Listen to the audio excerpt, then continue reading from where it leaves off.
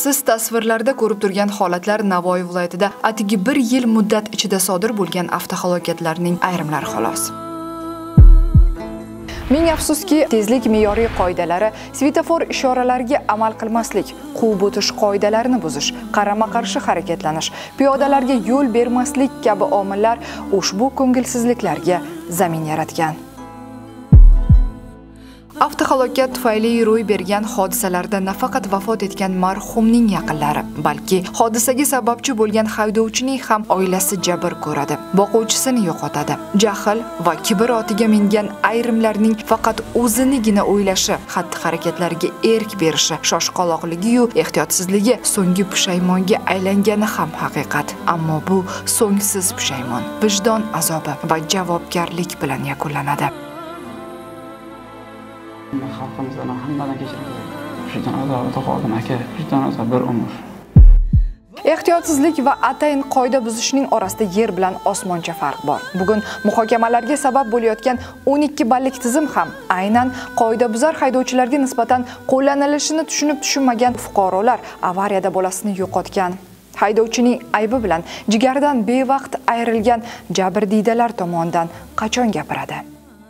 O'sha kuni men taklifnomalarni olib yo'ldan o'tadigan paytimda o'sha piyodalar o'tadigan joydan o'tadigan paytim bitta mashina juda katta tezlikda kelib meni urib yubordi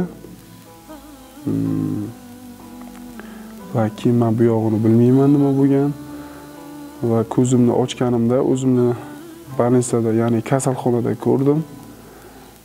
Yonimda onam, yaqinlarim o'sha yig'lab turgandi, menga qarab, keyin o'sha menga aytishdi, sen o'sha yo'lda avariyaga uchrading, ancha vaqt komada yotding deb aytishdi. O'sha avariyani oqibatidan meni yarim tanam falaj bo'lib qolibdi, ya'ni ishlamay qolibdi. Agarda o'sha avtomashina sal sekinroq haydab kelganda edi, men qochishga ulgurardim deb hisoblayman. Lekin afsuski juda katta tezlikda meni urib 30 metrcha uzoqlikka uchiraverganini o'sha kameradan ko'rdim. Shu hammadan ham shu onam kuyibdi hozir. O'sha yaqinda to'yim bo'lish kerak edi. To'y, hamma narsa qoldirildi. Hech kimning boshiga bunaqa kun tushmasin. Yo'ldan o'tadigan paytlaring har doim ehtiyot bo'lib, mayli peshobdan o'tsanglar ham oldinga orqaga qarab ehtiyot bo'lib o'tinglar. Doktorlar tez orada oyoqqa turib ketasan deb aytishdi. Lekin bilmadim. Haydovchi ham javobgarlikka tortildi. Endi baribir bo'lgan narsani orqaga qaytarib bo'lmaydi. Baribir foydasi yo'q. Endi qamalgani bilan mana o'sha yarim tanam ishlamay qoldi.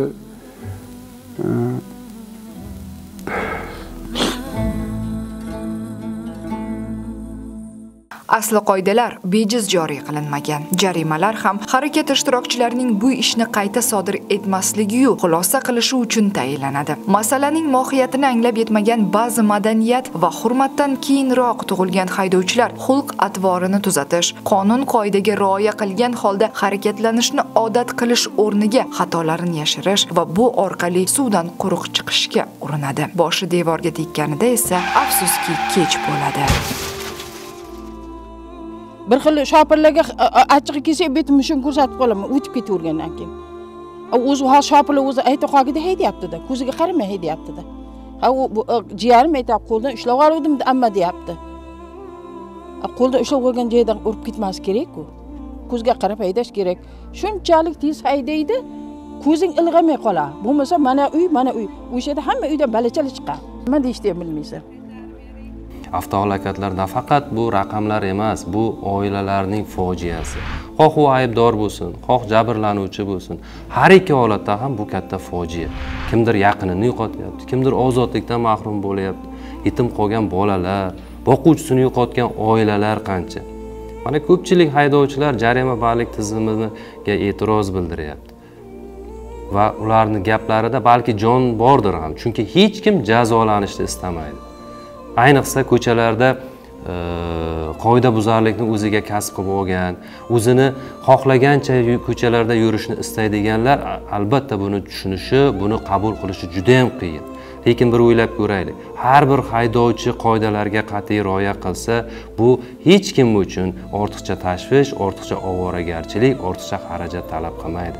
Bu kimnidir jazolash uchun ham emas. Bu tizim madaniyatli haydovchi uchun emas, o'zini va o'zgalarni hurmat qilgan haydovchiga ham qarshi emas, balki yaxshi niyat bilan ko'chaga chiqqan har birimizni, farzandlarimizni, yaqinlarimizni, eng asosiy haydovchilarimizni xavfsizligi uchun qilinganligini o'ylaymiz-ki, hammamiz to'g'ri tushunamiz. Aslida 12 ballni yig'ish ham oson emas. Buning uchun haqiqatda ashaddiy qoidabuzar bo'lish kerak, qoidalarni mensimaslik kerak, ko'chalarda qoidabuzarlikni o'ziga odat qilib olgan haydovchi bo'lish kerak, agar uni haydovchi deyish mumkin bo'lsa. Agar uni haydovchi bo'lishga haqqi bor deb hisoblasak, bu nafaqat qoidalarni mensimaslik, balki atrofdagilarning hayotini ham xavf ostiga qo'yish demakdir.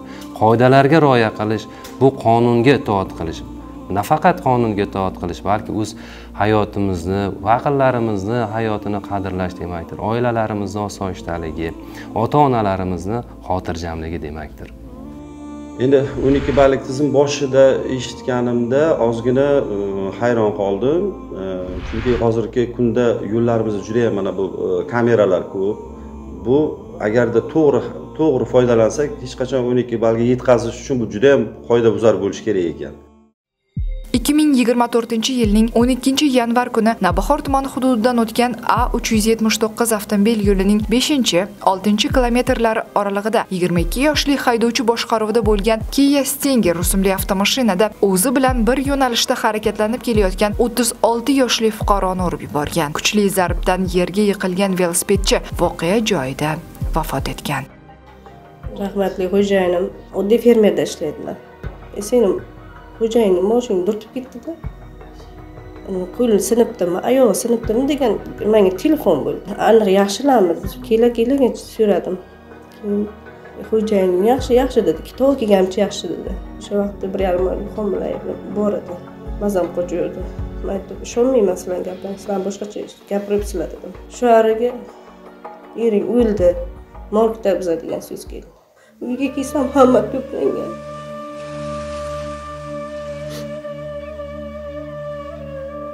Tushunmadim shu vaqtda. 1-2 oy tushunmay har kun darasada kutdim. Har kun. Qiyin bo'lgan odamlar. Avtomashina davlat raqam belgisi taqilmagan holda katta tezlikda harakatlanib kelayotgan haydovchi aholi yashash joyida ekanligini yoki unutgan yoki shu qadar shoshganki, inson hayotidan ham muhimroq nimadir bordek. Ularni mashina chiqoldi. Mashina qo'yish imkoni yo'q edi. Velik bor ekan, velik turib ketdim. Turmush o'rtog'ining o'limidan keyin 3 nafar bolasi bilan uyidan ham haydalgan ayol qayoqqa borishini bilmay ko'chada sargardon bo'ladi. O'ziga kela olmagan bolalari kunora otasining qabriga yig'lab borar, tezroq qaytishini so'rardi. Bugun oilaning muammolari keragidan ko'p. Shu haydovchilar ko'zga qarab haydasa bo'ladi-ku. Biron o'ynasa bordi. Katta o'g'lim tushkunlikka tushib qoldi. Ish qilishdan temperatura 1 oy balsaga cho'kdim. O'zim bitta azobim bo'ldi. Agar o'zlarim hayotimni sharoitlar, farzandlarim quvonib yashagan bo'lardi. Hozir kimni ko'rsa, shunga qarab o'tirib yig'laydi bachchalar. Ho'la, ko'nikkan yo'q, bir yildan oshdi ko'nikkan yo'q. Soha xodimlari tomonidan barcha harakat ishtirokchilari qamrab olingan holda turli ko'rinishda ommaviy targ'ibot tadbirlari amalga oshirilishi, javobgarlik muqarrarligi takror aytilishiga qaramasdan atrofda bo'layotgan voqealarga befarqlarcha munosabatda bo'layotgan yo'l transport hodisasi oqibatida jabr ko'rgan kishilarga yordam berish o'rniga qo'l telefoniga tasvirga olgan holda tomosha qilishni biladigan kimsalarni mushohadaga chorlaymiz. Birgina Navoiy viloyati misolida olib qaraydigan bo'lsak, 75.462 ta, demak, tezlik bilan bog'liq holatlar aniqlangan, 75 ta davlat raqam belgilarini yechib harakatlanish holatlari aniqlanib, ularga nisbatan tegishli tartibda chora ko'rilgan. Bugun yo'llarda bir-birini hurmat qilmayotgan, tartib tamoyilni unutgan, yo'l harakati qoidalarini nazar pisand qilmayotgan Qo'shtirnoq ichidagi madaniyatli harakat ishtirokchilari farzandlarining taqdiriga befarq bo'lgan ota-onalar, unutmangki, siz u bizga notanish bo'lgan.